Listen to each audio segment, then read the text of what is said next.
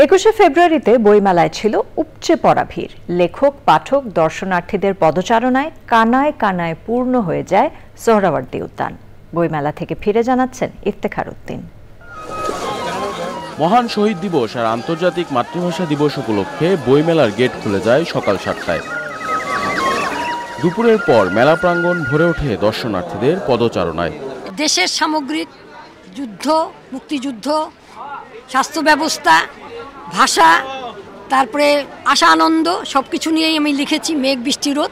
কাব্যগ্রন্থটি আমার একবারে জীবন ঘন একটি লেখা এবং এখানে আমার বাস্তব জীবন একটা প্রতিচ্ছবি। মেলায় অনন্য প্রকাশনীতে পাওয়া যাচ্ছে সাংবাদিক মাহমুদুর রহমানের বই।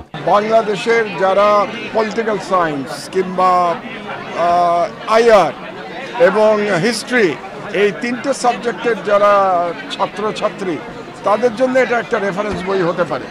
তো তারা পড়ে হয়তো বইটা মজা পাবে।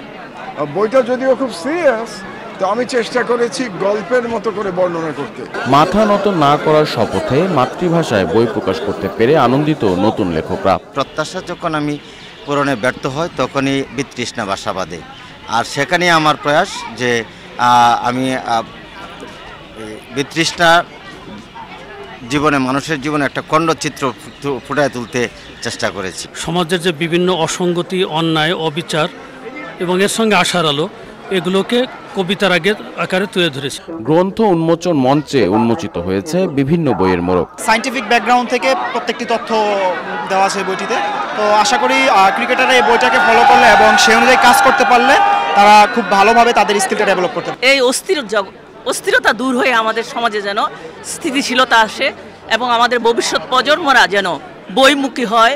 অমর একুশে বইমেলায় প্রকাশিত নতুন বইয়ের সংখ্যা 2100 ছাড়িয়েছে। Iftekhar Uddin, channel I, Dhaka.